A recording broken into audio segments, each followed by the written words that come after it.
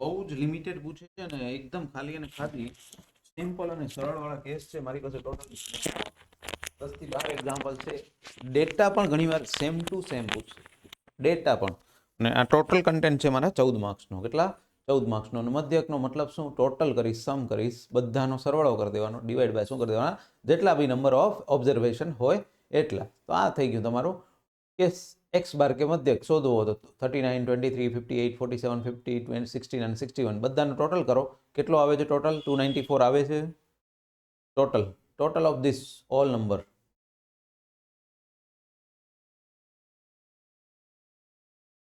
and then divide કરો number of observation 1 2 3 4 5 6 7 7 સાથે divide કરો અને પછી કયો કેટલો તમારો આન્સર આવે છે. આવે છે 294 આવ્યો?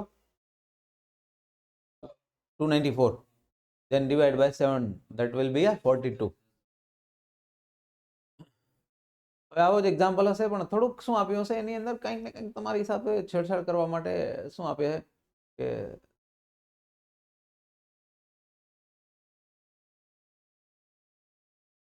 શું આપશે તમને? તમારી સામે કંઈક અલગ કન્ડિશન કરીને આપશે. જેમ કે ફાઇન્ડ કે ઇફ ધ મીન ઇઝ 6. મતલબ મધ્યક તમને શું આપ્યો છે? 6 આપ્યો હતો. મતલબ એક્સ બારની કિંમત આ વખતે આપી દીધી, પણ કોઈ એક કિંમત છે ને એ તમને જાણીતી નહીં હોય. મતલબ કે તમારી પાસે શું હશે? અનનોન હશે. એને તમારે શું કરવાની હશે? ફાઇન્ડ કરવાની હશે, શોધવાની હશે. શું કરવાની હશે? શોધવાની. તો આપણે જેમ કરીએ બધાનો ટોટલ કરીએ. કે સિવાય બધાનો ટોટલ કરતો. કે સિવાય મતલબ કે આટલા નંબરનો ટોટલ કરતો. 31 થશે. યસ 31 થયો. તો મતલબ શું થયો? 6 ઇઝ ઇક્વલ ટુ 31 પ્લસ કે થઈ ગયો. ડિવાઈડ બાય હું શું કરી દઈશ? 6. કેમ? કારણ કે નંબર ઓફ ઓપ્શન 1 2 3 4 5 ને 6 છે ને? તો સામે જાય તો હંમેશા શું થઈ જાય? ગુણાઈ જાય. એટલે 6 6 કેટલા થઈ ગયા? 36 થઈ જાય. કેટલા થઈ જાય? 36 થઈ જાય. અને 31 માઇનસ કરી દેશો એટલે તમને શું મળી જશે સર?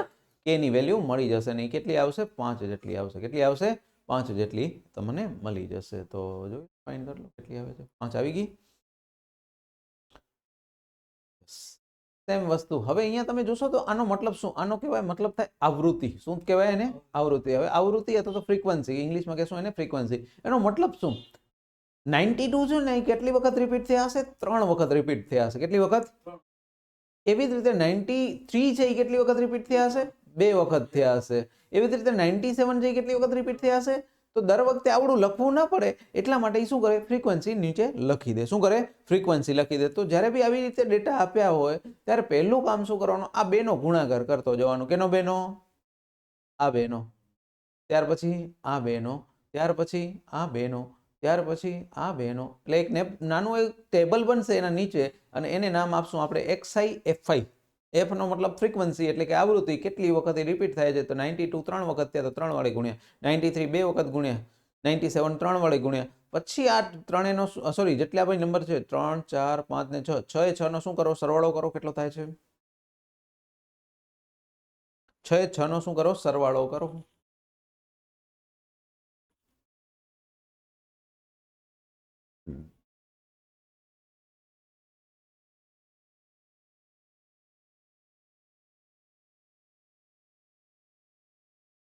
$1977 મતલબ 1977. હવે આ 3 વખત હતા ને? આ 2 વખત હતા, આ 3 વખત હતા. મતલબ કે આ બધા જે સંખ્યા છે જે પણ આપી છે ફ્રીક્વન્સી એટલે કે આવૃત્તિ એ બધાનો ટોટલ કરીએ. એ શું મળી જાય? n મળી જાય. શું મળી જાય તમને? n મળી જાય. તો ઓનામાં આપણે એ જ કરતા હતા. શું કરતા હતા? ત્યાં સીધું હતું XI નો ડિવાઈડ બાય n. તો અહીંયા n ને લખશું શું? સિગ્મા FI તરીકે લખશું. શું લખશું? Sigma FI. અને XI ને બદલે ત્યાં શું લખશું? FI XI. કારણ કે જ્યાં FI તમારો ગુણવામાં આવ્યો તો આવ્યો તો એ જ વસ્તુ લખીને નીચે શું લખી દીધું? FI લખી દીધું. કારણ કે આ કેટલી વખત હતા? 3 વખત. આ 2 વખત હતા તો બધાનો સરવાળો થઈ ગયો. તો હું આમ ટોટલ કરતા જાઓ અને અહીંયા ડિવાઈડ બાય 20 કરી નાખો એટલે તમને તમારો આન્સર શું મળી જશે? રેડીમેડ મળી જશે. કેટલો મળ્યો? ડન. સેમ વસ્તુ પાછો એ જ કેસ છે. તો શું જ્યારે પણ XI અને FI આવે તો શું કરવાનો? બેનો ગુણાકાર કરતા જાઓ. 10 તેરી 30, 11 10 110, 12 240. બધાનો ટોટલ મારો 1 2 3 4 5 6 જેટલા બી છે એટલા બધાનો ટોટલ માર દો. કેટલો થાય છે મને જણાવો.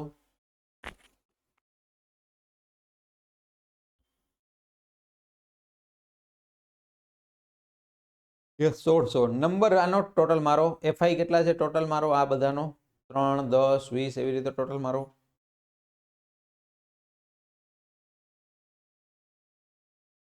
સમ કરતો એ બધાનો 115 આવે છે મારો.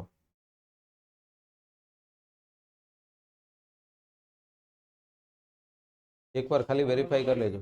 યસ 115. 1600 ડિવાઇડ બાય 115 કરી દો એકવાર, એટલે તમને તમારું ચેકિંગ પોઈન્ટ મળી જાય.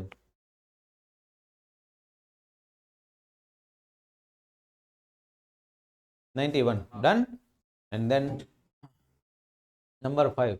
સેમ વસ્તુ દરેક વખતે આપણે શું ફાઇન કરતા હતા, કોઈ એક સંખ્યા ફાઇન કરતા હતા. અહીંયા એવી જ રીતે અહીંયા શું ફાઇન કરવાનું છે, એફ એટલે કે ફ્રીક્વન્સી. જે પણ અનનોન આપ્યો આપણે એનાથી ફરક નથી પડતો. આપણું કામ શું છે, આ બેનો ગુણાકાર કરતા જવાનું.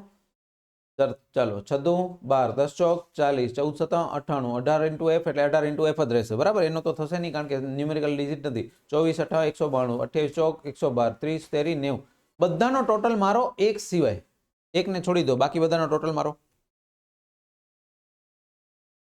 આ બધાનો ટોટલ મારો એક સિવાય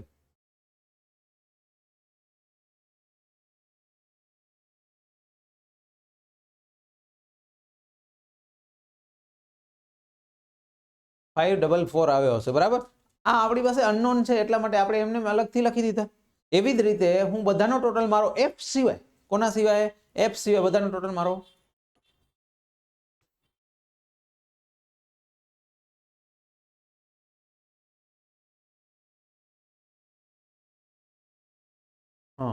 એફ સિવાય હતા 28, તો એફ સિવાય 28 અલગથી લખ્યા. નીચે કેટલા આવ્યા, 18 એફ આવ્યા પ્લસ કેટલા 544 જે આવે એ લખ્યા. અને એક્સ બાર તમને આપેલો છે, શું કર્યું છે, મધ્યક તમને પહેલેથી આપેલો છે. અને કેટલો છે, 19 છે. કેટલો છે, 19 છે. તો હું 19 ની સાથે આ બધાને શું કરી દઈશ, ગુણી નાખીશ. તો 19 ની સાથે આને ગુણી દઉં આવી રીતે.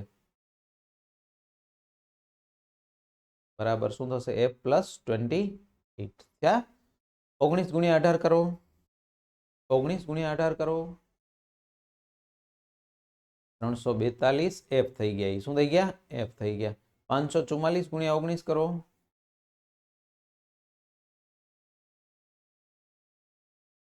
અરે અહીંયા ઊંધું લખી નાખ્યો, એક જ મિનિટ, સ્ટ્રોંગ લખી નાખ્યો.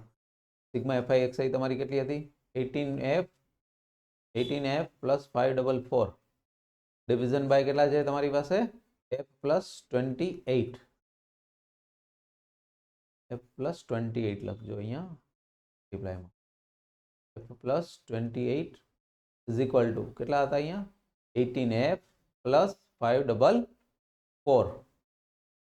તો આ તો શું થશે, 19 ઇન્ટુ એફ એટલે 19f. 19 ગુણ્યા 28 કરો, 19 ગુણ્યા 28, 19 ઇન્ટુ 28 532. આ બાજુ કેટલા છે, 18f પ્લસ 544. હવે જો અહીંયા 19 એફ છે ને અહીંયા કેટલા એફ છે, 18 છે. તો 19 એફ માંથી એક એફ, સોરી 18 એફ કાઢી નાખીશ તો કેટલા વધશે, એક એફ વધશે. એવી જ રીતે 544 ની સાથે કોને લઈ લઉં, 532 ને લઈ લઉં. એટલે આ કેટલા વધશે, કેટલા તમારા ડિફરન્સ થશે, લગભગ 12 નો થશે. એકવાર ચેક કરી લેજો, એફ તમને મળી જશે અહીંયાથી. યસ, એકવાર રિપીટ કરીને જોઈ લેજો. અહીંયા જ્યારે મારાથી ભૂલ લખાઈ ગઈ હતી ત્યારે એ વસ્તુ જોજો કે જ્યારે પણ મલ્ટીપ્લાય કરો તો નીચેનો જે ગુણાંક છે એ તમારો અહીંયા આની સાથે મલ્ટીપ્લાય થશે, ઉપર તો તમારો એઝ ઇટ ઇઝ જ રહેશે. ઠીક છે, મધ્યક તમને આપ્યો છે પણ થોડોક કેવો આપ્યો છે, પોઈન્ટમાં આપ્યો છે, ગમે એ આપ્યો પણ તમને અહીંયા બે વસ્તુઓ શોધવાની કીધી છે, એક એક્સ કીધા છે ને એક વાય કીધા છે. પહેલું કામ શું કર્યું, 7 દુ 14, 12 ગુણ્યા એક્સ એટલે 12x. જે સંખ્યામાં એક્સ અથવા તો વાય છે એના સિવાયનાનો ટોટલ કરો, એક્સ અને વાય છે એના સિવાયનાનો ટોટલ કરો. 14 90 144 154 125 105.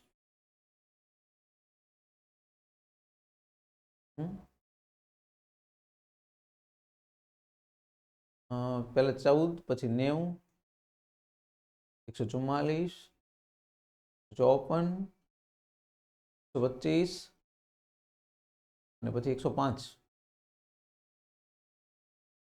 632. બરાબર, શું થઈ ગયા, 632. અને પછી 12x એમને એમ અને 32y એમને એમ. બરાબર, એમને એમ છોડી દેવાનું, કઈ કરવાનું નહીં. ત્યાર પછી ઉપર જશો તો ઉપરમાં જે x અને y છે એના સિવાય બધાનો ટોટલ માર દો. x અને y એટલે x અને y સિવાય બધાનો ટોટલ કરી દો. 31 થવા જોઈએ એમ.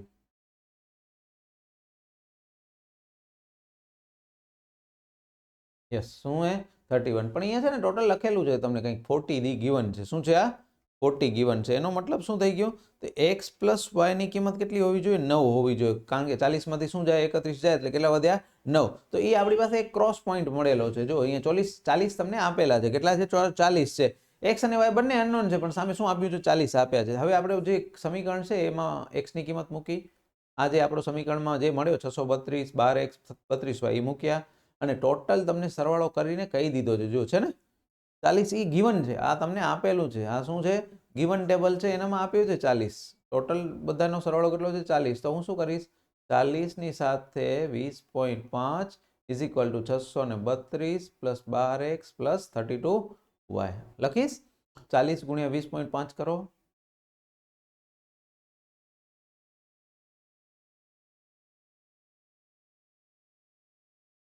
તો આવું કંઈક થશે. 632 ને આ બાજુ લઈ આવીએ તો કેવા થઈ જશે? માઇનસ થશે. કરો આ બેનો ડિફરન્સ.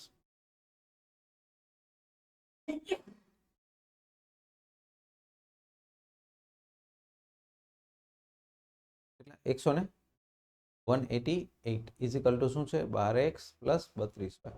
તો આપણી પાસે બે ઇક્વેશન બન્યા. એક ઇક્વેશન તો આ રહ્યું અને બીજું ઇક્વેશન આ રહ્યું. હવે આપણા ઉપર બે ઇક્વેશન છે, એ બે ઇક્વેશનનો ઉપયોગ કરીએ છીએ. જો આ બે ઇક્વેશન ડાયરેક્ટ લખી દઉં. એક ઇક્વેશન છે તમારું 12x plus 32y is equal to કેટલા આવ્યા હતા? 188 અને બીજું આવ્યું x plus y is equal two 9. આ બે સમીકરણનો ઉપયોગ કરીને આપણે શું કરવાનું છે? વેલ્યુ ફાઇન્ડ કરવાની છે. તો હું શું કરીશ? આને 12 જેટલા બનાવવા માટે કેટલા વડે ગુણવા પડે આ સમીકરણને? 12 વડે, છે ને? તો જ આ 12 વડા બને ને. તો આ સમીકરણને હું શું કરું છું? 12 વડે ગુણી દઉં છું. શું કરું છું? 12 વડે ગુણી દઉં છું. તો 12 નવા કેટલા થાય? 108 થાય.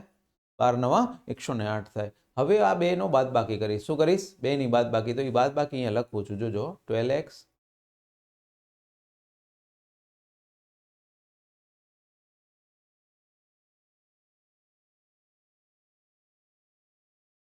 માઇનસ કરીશ એટલે બાદબાકી થઈ. 12 માંથી 12 જતા રહ્યા. 32 માંથી 12 જાય તો કેટલા વધે? 20 વધે. અને 188 માંથી 108 કાઢો કેટલા વધે? 80 વધશે. આઈ થિંક 188 માઇનસ 108 80 જ વધશે. લખેલા જ છે 80 ભાગ્યા 20 કરી દેશો એટલે તમને y ની કિંમત મળી જશે 4. અને x પ્લસ y ની કિંમત આપણે ઉપર લખેલી જ છે. કેટલી હતી? 9 હતી. એમાં y ની કિંમત મૂકી દઈએ 4. તો x ની કિંમત તમને મળી જશે 5. 5 મળશે ને? હા ડન. તો આ એક આટલું તમે તમારી નોટબુકની અંદર લખી અને સમજવાની ટ્રાય કરજો. નેક્સ્ટ ટાર્ગેટ કરીશ એ નેક્સ્ટ એક્ઝામ્પલ છે, એના જેવા ને જેવા છે. બસ ખાલી ફરક શું છે? વર્ગીકૃત આવૃત્તિ હશે. મતલબ કે શું હશે? રેન્જ આપી હશે. શું આપી હશે? રેન્જ આપી હશે. બાકી કામ તો એનું એ જ છે. અગર રેન્જમાંથી કન્વર્ટ કરતે આવડી ગયું એક્સઆઈમાં તો તમારું કામ થઈ જશે. પણ કૃપા કરીને જેટલું દીધું છે એટલું કૃપા કરીને પહેલાં કરી લેજો. કેનામાં? હા 5 5 નો ડિફરન્સ છે. Yes yes yes yes difference જોવા.